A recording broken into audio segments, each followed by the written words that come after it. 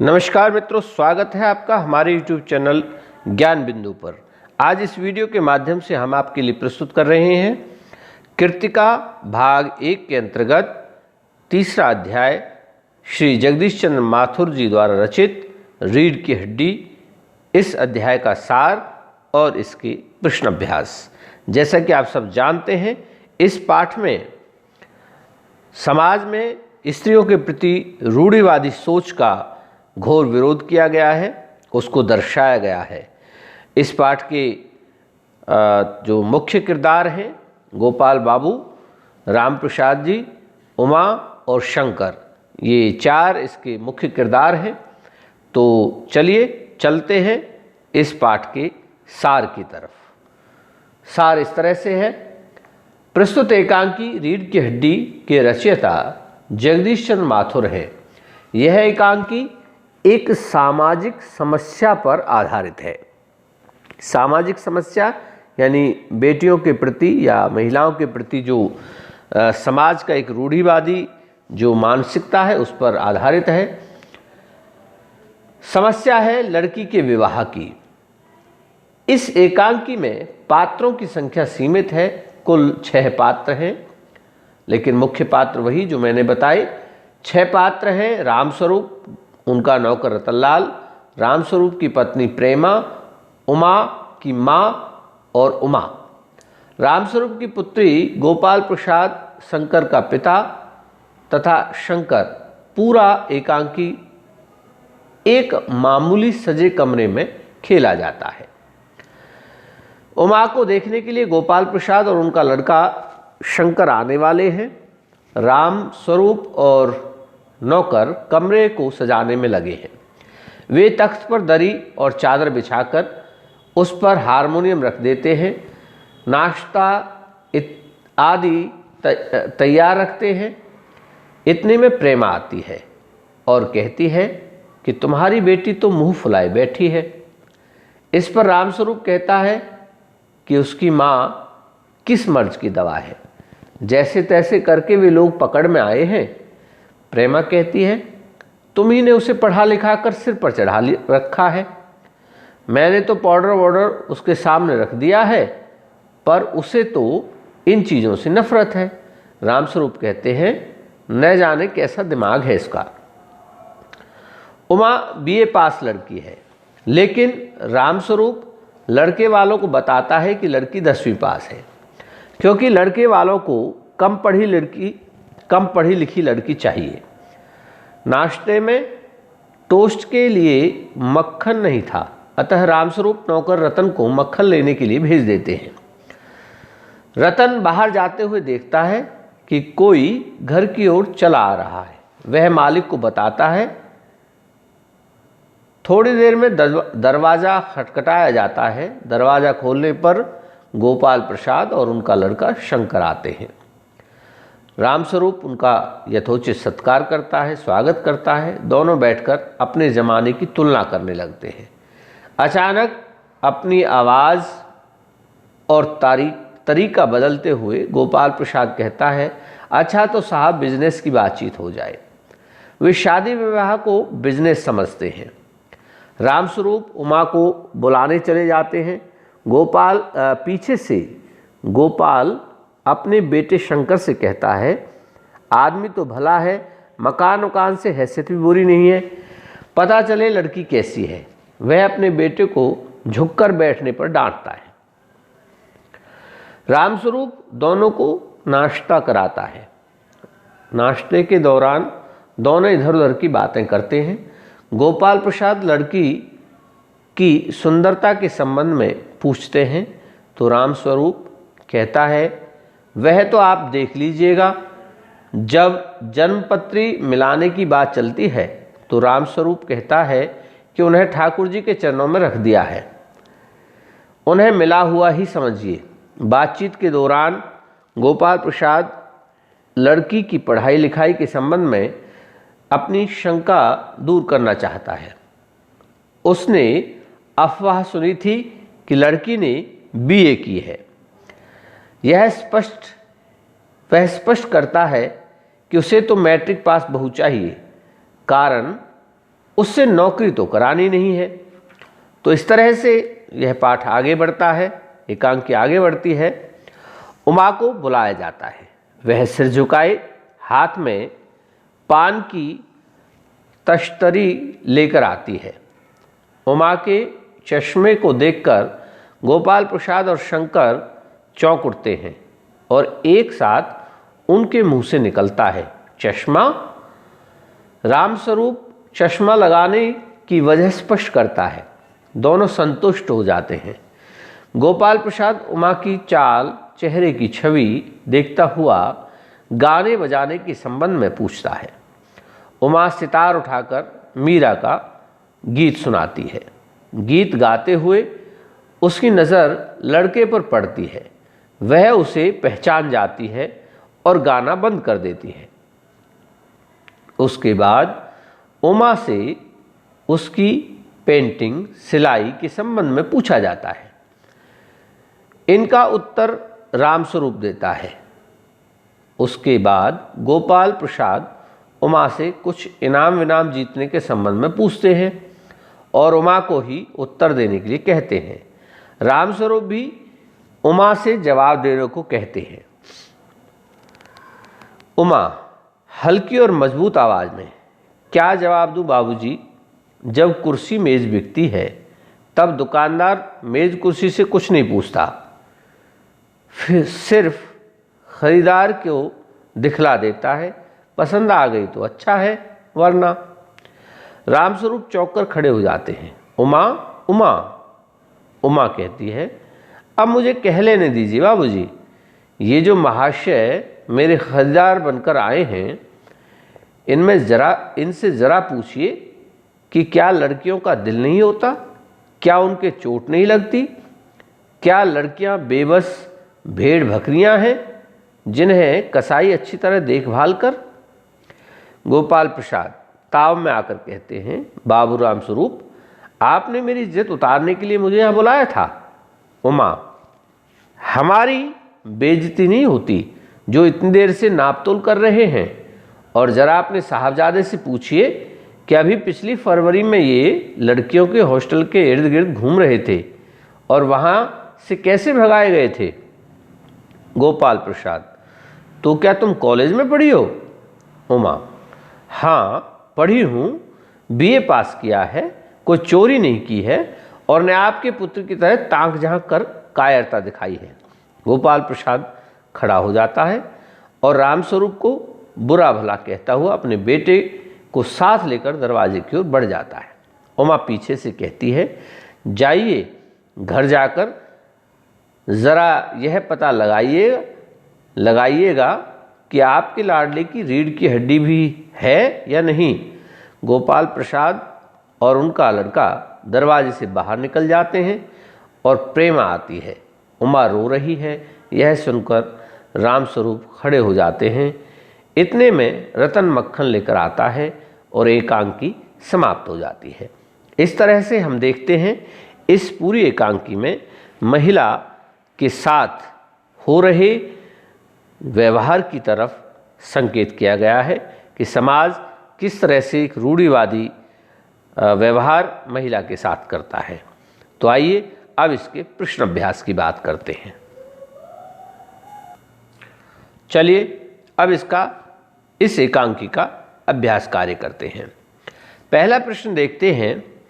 रामस्वरूप और गोपाल प्रसाद बात बात पर एक हमारा जमाना था कहकर अपने समय की तुलना वर्तमान समय से करते हैं। इस प्रकार की तुलना करना कहाँ तक तर्कसंगत है? तो इसका उत्तर इस प्रकार हो सकता है।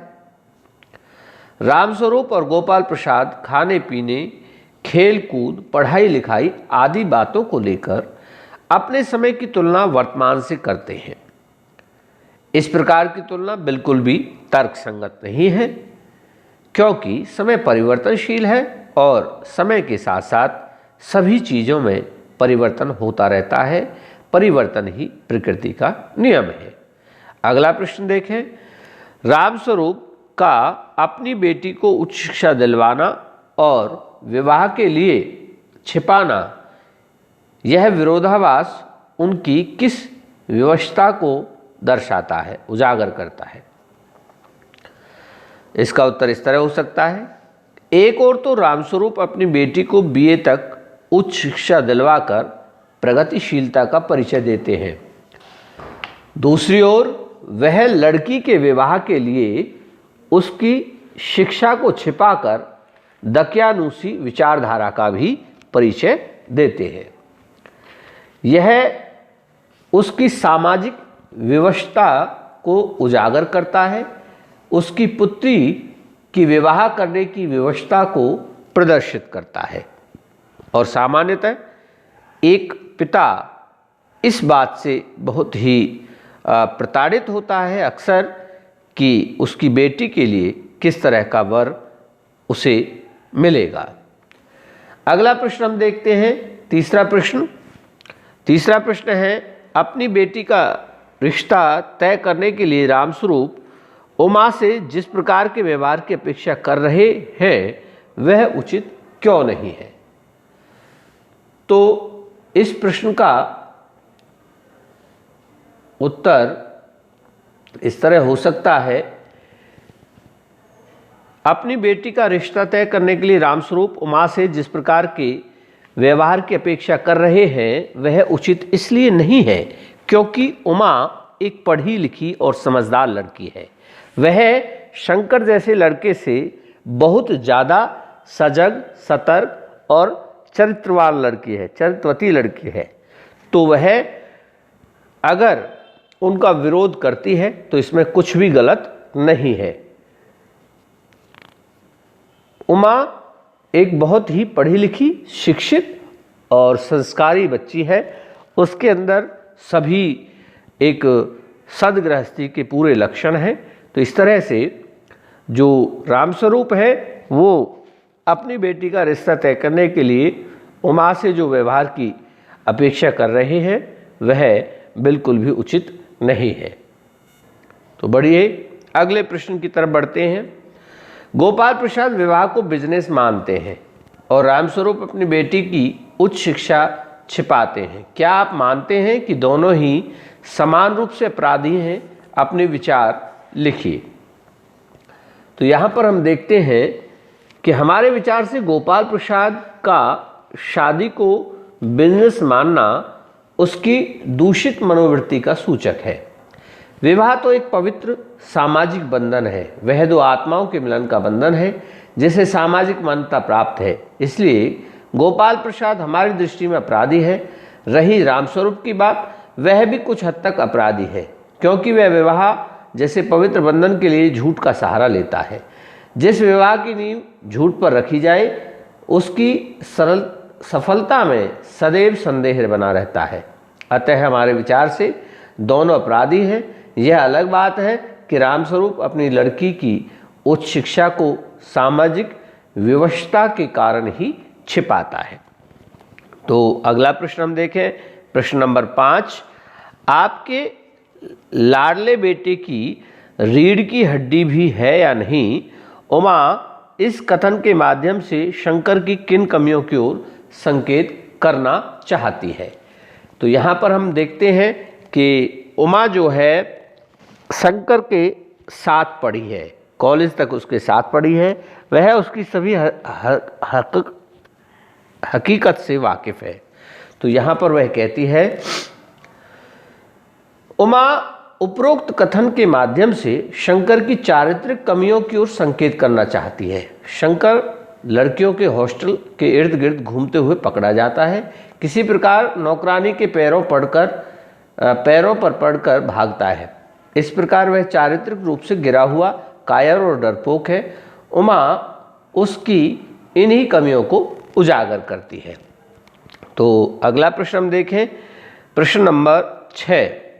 शंकर जैसे लड़के या उमा जैसी लड़की समाज को कैसे व्यक्तित्व की ज़रूरत है? अगर इसका हम उत्तर दें तो निश्चित रूप से उमा जैसी लड़की के चरित्र की आवश्यकता है। इसका उत्तर विस्तार से इस तरह होगा, समाज को शंकर जैसे लड़के की आवश्यकता नहीं है क्योंकि उस जैसा व्यक्तित्व समाज को दकियानूसी भावों की ओर धकेलता है और समाज को चारित्र्य पतन की ओर ले जाता है। समाज को उमा जैसी लड़की की आवश्यकता है। वह समाज में लड़कियों के अधिकारों के लिए आवाज़ उठाकर उनमें सामाजिक जागरूकता उत्पन्न करती है।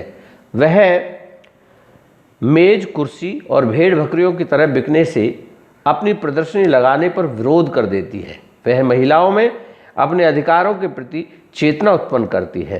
अतः समाज को उमा जैसे व्यक्तित्व की आवश्यकता है। अगला प्रश्न देखें, प्रश्न नंबर 7, रीढ़ की हड्डी शीर्षक की सार्थकता स्पष्ट कीजिए। रीढ़ की हड्डी शीर्षक की सार्थकता स्पष्ट कीजिए।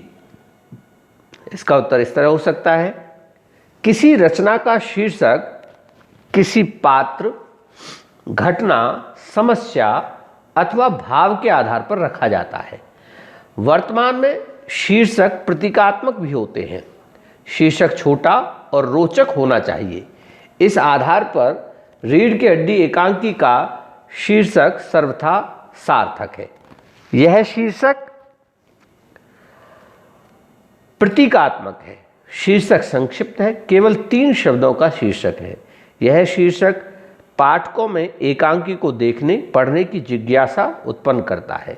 यह रोचक भी है। यह सहज ही दर्शकों और पाठकों को अपनी ओर आकर्षित करता है। यह शीर्षक किसी पात्र, मुख्य घटना अथवा समस्या पर आधारित नहीं है, किंतु एकांकी के उद्देश्य को व्यक्त करने में बिल्कुल सफल है। अतः यह शीर्षक की दृष्टि से सर्वथा सार्थक है। तो अगला प्रश्न हम देखेंगे, एकांकी के आधार पर रामस्वरूप और गोपाल प्रसाद की चारित्रिक विशेषताएं बताइए। एकांकी के आधार पर रामस्वरूप और गोपाल प्रसाद की चारित्रिक विशेषताएं इस प्रकार हो सकती हैं। रीढ़ की हड्डी एकांकी में रामस्वरूप और गोपाल प्रसाद दोनों ही पुरुष पात्रों में प्रमुख हैं। वे एकांकी के अधिकांश भाग में उपस्थित रहते हैं। उनके चरित्र की विशेषताएं इस प्रकार हो सकती हैं। रामस्वरूप,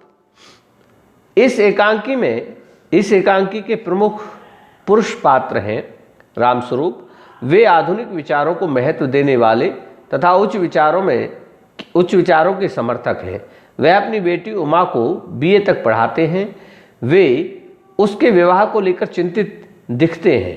वे गोपाल प्रसाद के पुत्र शंकर से उसकी शादी तय करते हैं। वह गोपाल प्रसाद की मनोवृत्ति जानकर उमा की शिक्षा की बात छिपाते हुए परिस्थितियों से समझौता कर लेते हैं। गोपाल प्रसाद का चरित्र इस तरह से है। गोपाल प्रसाद पेशे से वकील हैं। वह शिक्षा के मामले में दोहरी राय रखते हैं। वे उच्च शिक्षा लड़कों के लिए तथा लड़कियों के लिए कम शिक्षा के पक्षधर हैं।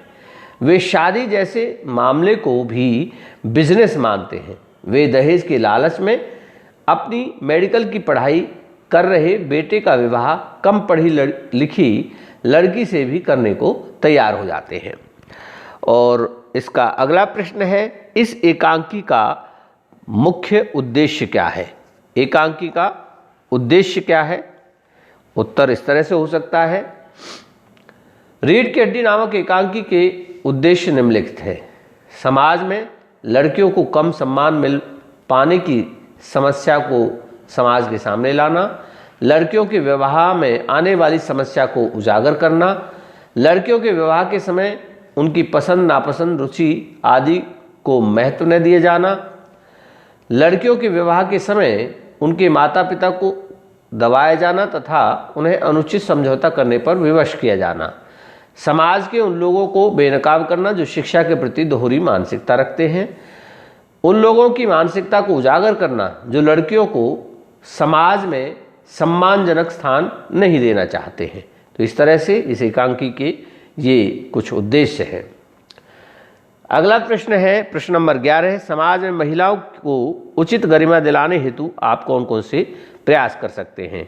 तो ऐसे प्रश्न का उत्तर छात्रों को स्वयं देना चाहिए। फिर भी आपकी सहूलियत के लिए मैं यहाँ पर इसको भी प्रस्तुत करना चाहूँगा। समाज में महिलाओं को उचित गरिमा दिलाने हेतु हम निम्नलिखित प्रयास कर सकते हैं।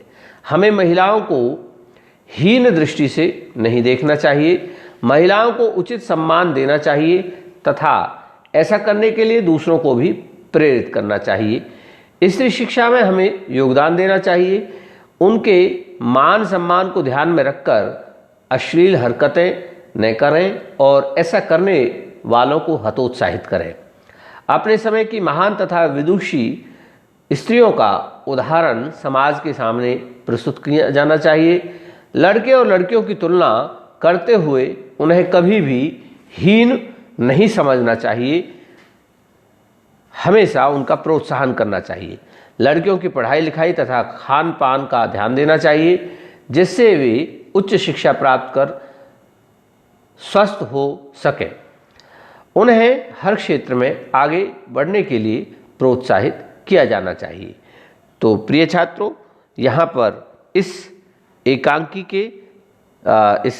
का सार और इसके सभी प्रश्न अभ्यास, सारे प्रश्न आपके समक्ष मैंने प्रस्तुत करने का प्रयास किया है। तो मैं आशा करता हूँ कि आपको यह पूरी तरह से सहयोगी होगा। तो बने रहिए हमारे YouTube चैनल ज्ञान बिंदु के साथ। चैनल को सब्सक्राइब करिए, बेल आइकॉन को दबाइए, वीडियो को शेयर करिए और अपने ज्ञान में निरंतर यूं ही वृद्धि करते रहिए। बहुत बहुत धन्यवाद।